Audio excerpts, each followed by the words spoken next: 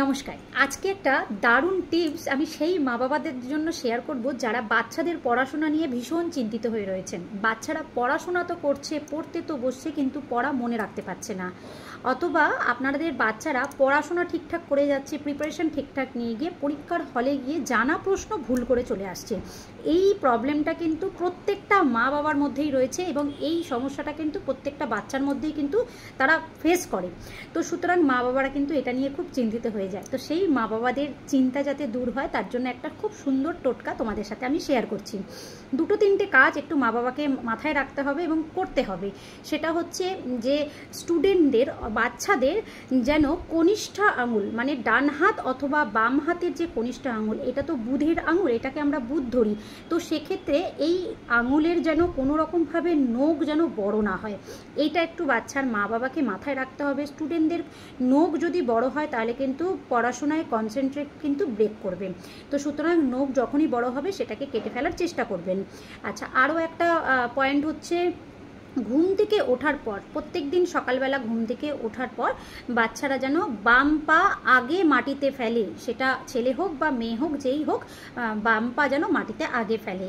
আর একটা জিনিস হচ্ছে যে পয়েন্টের বিষয়টা, যেটা একটা হোয়াইট সিটের মধ্যে একটা গ্রিন কালারের পয়েন্ট দিয়ে সেই পয়েন্টটার দিকে 5 থেকে 10 মিনিট এক দৃষ্টিতে তাকিয়ে থাকতে হবে। এটা সকালবেলা এবং রাত্রিবেলা একটা গ্রিন কালারের মোমবাতির, স্ট্যান্ডিং মোমবাতির মধ্যে, জ্বলন্ত শিখার মধ্যে এক দৃষ্টিতে তাকিয়ে থাকতে হবে। এটাও ভীষণ ভালো কনসেন্ট্রেট পাওয়ারটাকে স্ট্রং করে। আরও একটা খুব ভালো টোটকা, যেটা হচ্ছে যে যেই বিষয়টা বাচ্চারা ধরুন ম্যাথসে খারাপ, অঙ্কতে খারাপ বা সায়েন্সে খারাপ, তো সেই সাবজেক্টটার যেই পেজটা, যেই পয়েন্টটা বাচ্চাটা বুঝতে পারছে না, সেই পয়েন্টটাতে একটা পেন, সেই পেজটাকে খুলে সেখানে একটা পেন দিয়ে সেই খোলা পেজটা মা সরস্বতী, প্রত্যেকের বাড়িতেই মা সরস্বতী আছেন, মা সরস্বতীর সামনে ওই পেজটাকে রেখে দিয়ে এবং মনে মনে বলতে হবে যেন যেটা বুঝতে পারছে না সেই পড়াটা যেন মাথায় চলে আসে। এই রকম বলে ওই বইটা একদিন কিন্তু মা সরস্বতী দেবীর কাছে রেখে দিতে হবে এবং পরের দিন, মানে 24 ঘন্টা পর, একদিন পর ওই বইটা তুলে নিয়ে সেই বইটা, সেই বিষয়টা, মানে সেই পয়েন্টটা যদি 17 বার পড়ে এবং 17 বার পড়ার পর ওম মা সরস্বতী দেবিকায় নামঃ এই মন্ত্রটা যদি 3 বার জপ করে, দেখবেন যে যেই পড়াটা বুঝতে অসুবিধা হচ্ছিল সেটা কিন্তু খুব সুন্দরভাবে বাচ্চার মাথায় ঢুকে গেছে।